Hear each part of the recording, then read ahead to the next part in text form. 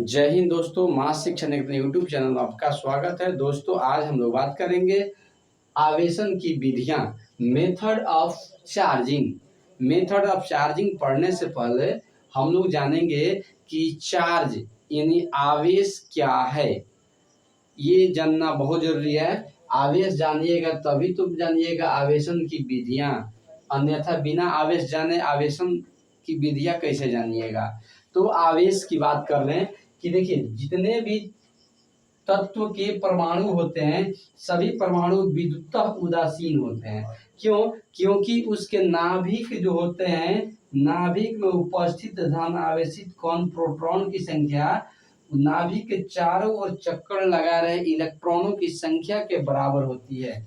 इसलिए परमाणु विद्युतः उदासीन होते हैं। क्यों? क्योंकि परमाणु में जो प्रोटॉन होते हैं धन आवेशित कण और इलेक्ट्रॉन होते हैं जो ऋण आवेशित कण हैं। तो जब धन आवेशित कण और ऋण आवेशित कणों की संख्या जब बराबर होती है तो इस पर कोई आवेश नहीं होता है, किसी का प्रभाव नहीं रहता है। जितना प्लस उतना माइनस, दोनों का प्रभाव शून्य हो जाता है। लेकिन जब ये दोनों का जो बैलेंस है यानी इलेक्ट्रॉनों की संख्या और प्रोटॉनों की संख्या जो होती है बराबर, ये कभी अनबैलेंस हो जाता है तो उस स्थिति में ये पदार्थ के परमाणु आवेशित कहे जाते हैं, या बोला जाता है कि ये आयन के रूप में बदल गया है। तो आवेशित की बात करेंगे। आवेशित तो जब ये क्या होते हैं कि इलेक्ट्रॉन और प्रोटॉन के जो संतुलन है ये बिगड़ जाता है, तो उस स्थिति में ये पदार्थ आवेशित हो जाते हैं। तो यहाँ सबसे बड़ी चीज ये देखना है कि इलेक्ट्रॉन के स्थानांतरण मन लेन या देन करने के कारण इलेक्ट्रॉन के स्थानांतरण या देन करने के कारण ये हमारा बैलेंस बिगड़ जाता है। तो ये बैलेंस बिगड़ता है जब इलेक्ट्रॉन अधिक हो जाते हैं, यानी इलेक्ट्रॉन किसी पदार्थ से जब ले लिए जाते हैं तो उस स्थिति में यहाँ पर इलेक्ट्रॉनों की संख्या अधिक और प्रोटॉनों की संख्या कम हो जाती है, अर्थात ये पदार्थ ऋण आवेश से आवेशित हो जाते हैं, यानी इसको ऋण आवेशित पदार्थ कहा जाता है। लेकिन जब इलेक्ट्रॉन को त्याग कर दिया जाता है, यहाँ से इलेक्ट्रॉन को निकाल दिया जाता है, अर्थात वहाँ प्रोटॉनों की संख्या अधिक होती है, यानी धन आवेशित कणों की संख्या अधिक और ऋण आवेशित कणों की संख्या कम होती है, तो ये धन आवेश से आवेशित हो जाते हैं, यानी इसको धन आवेश कहा जाता है। तो धन आवेश पर प्रोटॉनों की संख्या अधिक होती है और ऋण आवेश में इलेक्ट्रॉनों की संख्या अधिक होती है, ये बात ध्यान रखेंगे। तो जब धन आवेश और ऋण आवेश का जो बैलेंस होता है ये जब असंतुलित हो जाता है, यानी इसमें इलेक्ट्रॉन अधिक या कम हो जाते हैं, तो उस स्थिति में ये धन आवेशित या ऋण आवेशित हो जाते हैं। जब इलेक्ट्रॉन अधिक होगा तो ऋण आवेशित, जब इलेक्ट्रॉन कम होगा तो धन आवेशित हो जाता है। तो चलिए, ये तो तरीका, ये तो आप लोग जाने कि आवेश क्या होता है। अब आवेश के बाद हम लोग बात करेंगे कि किसी पदार्थ को आवेशित कैसे करते हैं, आवेशन की विधियां, मेथड ऑफ चार्जिंग। तो मेथड ऑफ चार्जिंग में पढ़ेंगे तो सबसे पहले पढ़ना है संपर्क द्वारा, मतलब बाय फिजिकल कांटेक्ट, मतलब उसको बाह्य रूप से स्पर्श करके एक दूसरे के संपर्क में रखकर कैसे आवेशित कर सकते हैं। तो समझ लीजिए, ये जो आप मार्कर देख रहे हैं ये अनावेशित है और ये देख रहे हैं कि आवेशित है। तो यदि ये आवेशित और ये अनावेशित दोनों को एक दूसरे के संपर्क में जब रखेंगे तो कुछ देर के बाद ये जो अनावेशित था ये भी आवेशित हो जाएगा। लेकिन कंडीशन ये है कि दोनों के दोनों चालक होना चाहिए।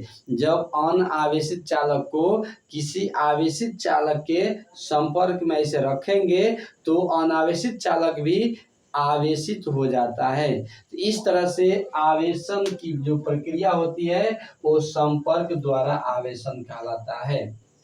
दूसरा होता है ये घर्षण द्वारा आवेशन।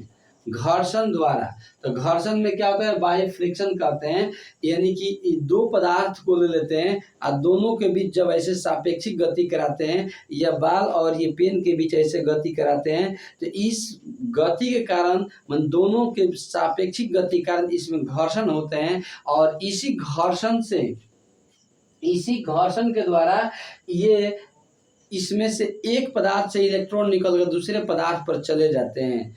तो जिस पदार्थ से इलेक्ट्रॉन निकलता है वे पदार्थ धन आवेश से आवेशित हो जाता है, और जिस पर इलेक्ट्रॉन जाता है वे पदार्थ ऋण आवेश से आवेशित हो जाता है। तो इस तरह देखें कि आवेश, धन आवेश और ऋण आवेश, जहाँ से जिस पदार्थ से इलेक्ट्रॉन निकलेगा और जिसमें जाएगा, तो जिससे निकलेगा वो धन आवेशित और जिसमें जाएगा वो ऋण आवेशित हो जाता है। तो ये जो प्रक्रिया है दोनों को रगड़ कर माने एक दूसरे से घर्षण कराकर जो आवेश तैयार करते हैं वो प्रक्रिया आवेशन माने घर्षण द्वारा आवेशन होता है। इसके बाद हम बात करें प्रेरण द्वारा।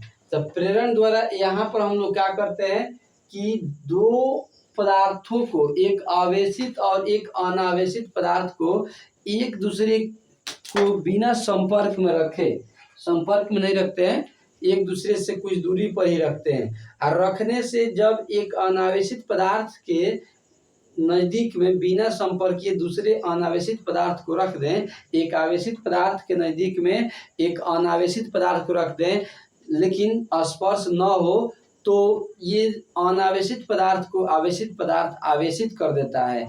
तो ये घटना प्रेरण द्वारा आवेशन कहलाती है। तो अभी तक आप लोग समझ गए होंगे कि आवेशन क्या होता है और आवेशन कैसे किया जाता है। अब हम बात करेंगे कि जब कोई पदार्थ आवेश से आवेशित हो जाता है तो उसमें विद्युतीय गुण आ जाता है, यानी उसमें आकर्षण और प्रतिकर्षण चाहे जो भी हो विद्युतीय उसमें गुण आ जाते हैं। तो इसलिए इसको आवेश को हम लोग विद्युत आवेश कहते हैं। तो विद्युत आवेश जो होते हैं इसके कुछ गुण होते हैं, यानी विद्युत आवेश के आधारभूत गुण basic properties of electric charge. देखिए यहाँ है basic properties of electric charge, माने जो इलेक्ट्रिक चार्ज होते हैं, विद्युत आवेश होते हैं, उसके कौन कौन से खास गुण होते हैं इस पे हम लोग चर्चा यहाँ करने जा रहे हैं। तो पहला यह है, 1 नंबर है कि समान प्रकार के आवेशों के बीच, देखिए लगा इधर नहीं दिखाई दे रहा है, कर देते हैं इधर थोड़ा सा इसको और हम माइक्रो कर देते हैं। चलिए अब आसानी से देख पाइएगा आप लोग। चलिए तो हम क्या बताएं कि समान प्रकार के आवेशों के बीच प्रतिकर्षण तथा विपरीत आवेशों के बीच आकर्षण होता है। समान प्रकार के आवेश के मतलब हो गया कि धन आवेश या ऋण आवेश और ऋण आवेश, दोनों प्लस प्लस वाला हो चाहे दोनों माइनस माइनस वाला हो, तो दोनों के बीच प्रतिकर्षण होगा। माने एक दूसरे के संपर्क में ऐसे लाएंगे तो सटेगा नहीं, एक इधर आएगा तो एक ऐसे भागेगा, मतलब दोनों के बीच प्रतिकर्षण माने दूर हटने की इसमें प्रवृत्ति पाई जाएगी। तथा बात करें कि विपरीत आवेशों के बीच आकर्षण होता है।